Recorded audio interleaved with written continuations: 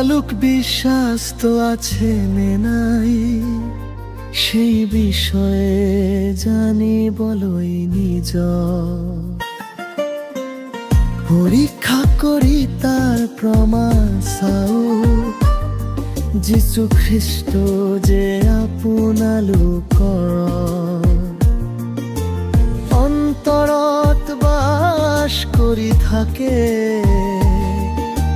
সেই বিষয়ে আপোনালোকে অনুভৱ নকৰেনে? যদি নকৰে তেনেহলে আপোনালোক অপ্ৰামাণিক লোক।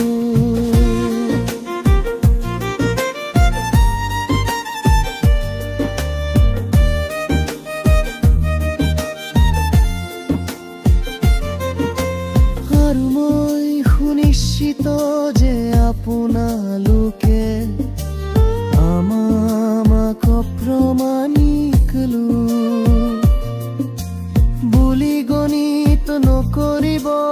এতিয়া মাৰে ঈশ্বৰৰ আগত এই প্ৰাৰ্থনা কৰো আপোনালোকে যাতে কোনো ধৰণৰ কুকৰ নকৰে হেতে আমি পৰীক্ষা সিদ্ধ বুলি প্ৰকাশিত হ'বলৈ নহয় কিন্তু আমি অপমানিকৰ নিচিনা হলো।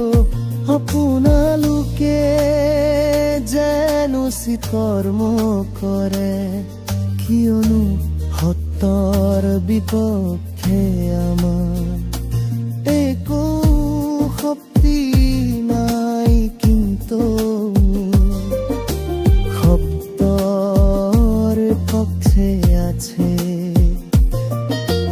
কাৰণ যেতিয়া আমি দুৰ্বল কিন্তু আপোনালোক বলৱন্ত তেতিয়া আমি আনন্দ কৰো আৰু আপোনালোকৰ সম্পূৰ্ণতাৰ কাৰণে প্ৰাৰ্থনাও কৰো।